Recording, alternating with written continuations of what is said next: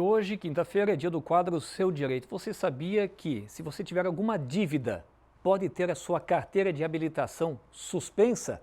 Para a gente falar sobre isso, está aqui com a gente a advogada Thaisa Schmitz, gentilmente atendeu o nosso convite também para a gente falar sobre esse assunto. Tudo bem? Boa tarde.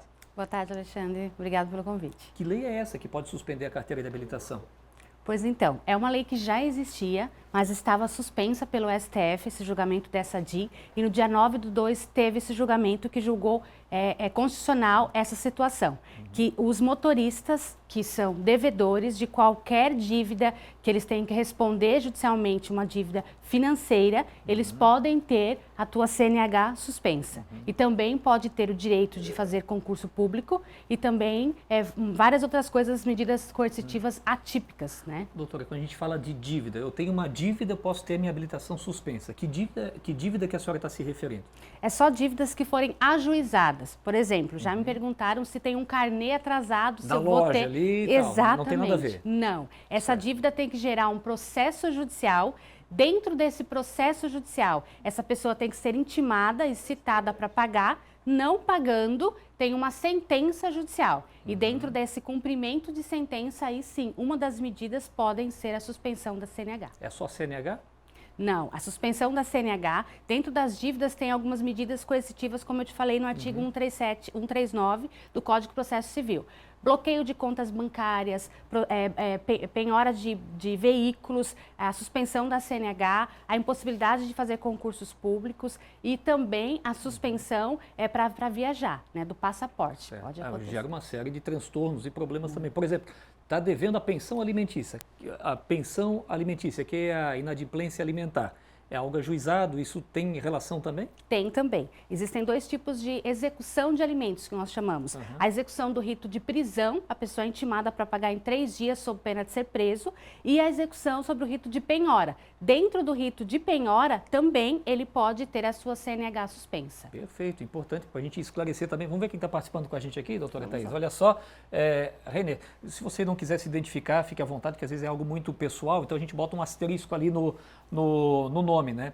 Olha, depois de eu pagar o que devia, como eu recupero a carteira de habilitação? E quanto tempo isso demora, doutora? A senhora tem uma noção com relação a isso? Sim, falar ali para o Renier, se eventualmente ele for intimado, e ele pode contratar um advogado para fazer uma defesa. Se ele fizer uma defesa no processo e justificar, a carteira dele não vai ser suspensa. Se for suspenso por uma sentença, assim quando ele efetuar o pagamento, o advogado vai complementar isso nos autos e logo em seguida já é desbloqueado. Ou seja, essa suspensão daí ela é derrubada? É derrubada, pagou, automaticamente. dívida é derrubada. Importante mencionar, Alexandre, que essa suspensão é de acordo com o CTP, no máximo 1 ano.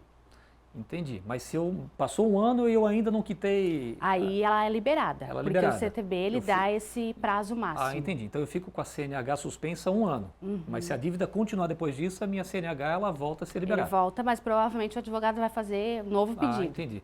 Passaporte vale também? Também, Um ano? também. Vamos ver quem mais aqui com a gente. Agora a pergunta da Luísa. O marido dela deve 3 meses de pensão. O que eu tenho que fazer para ter a CNH suspensa? Ela já quer suspender a carteira do marido. Calma aí, Luísa, mas vamos ver. Vamos esclarecer essa pergunta aí.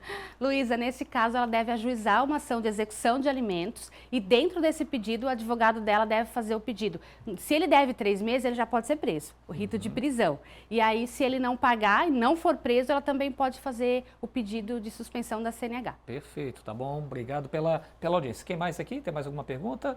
Vamos só botar no ponto aqui mais uma pergunta. É interessante isso, né? Então as pessoas, mas assim, que nem a doutora Thaisa falou, não é qualquer dívida, né? Tem muita gente mandando pergunta aqui, que a gente falou até no início, mas eu estou devendo o carnezinho lá da loja, lá do shopping e tal. Não é, né? É isso, né, doutor? Só para a gente deixar claro aqui, né?